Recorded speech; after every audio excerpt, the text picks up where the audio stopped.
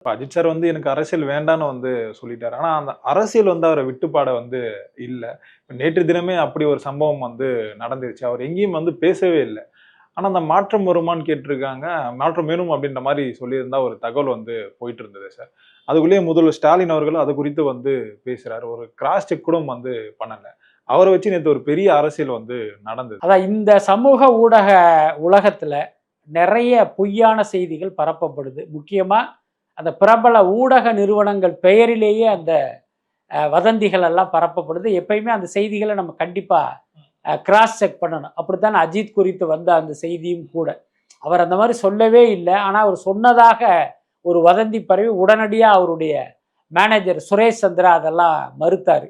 இப்போ நமக்கு ஒரு டவுட் என்ன அப்படின்னா, நேற்று வந்து ஒரு தவறான தகவல் பரப்பப்படுது.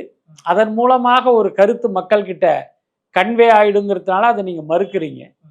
ஆனால் சில நாட்களாக எடப்பாடி பழனிசாமியுடைய பிரச்சாரத்திலேயே அஜித்துடைய படத்தை அவங்க தூக்கி பிடிக்கிறாங்க. அதோட அர்த்தம் என்னன்னா, அஜித்துடைய ஆதரவு அதிமுக கூட்டணிக்கு இருக்குங்கிற மாதிரி தொடர்ந்து அவங்க எஸ்டாப்ளிஷ் பண்ணாங்க. அது குறித்தெல்லாம் இவங்க ஏன் வந்து ஒரு மறுப்பும் விளக்கமும் சொல்லலை? அப்போ அதை வந்து இவங்க விரும்புகிறாங்களா, அல்லது மறைமுகமாக அதிமுகவை இவர் ஆதரிக்கிறாரான்னு ஒரு கேள்வி இருக்கு. அதுக்கு வந்து அஜித் தரப்பு தான் பதில் சொல்லணும்.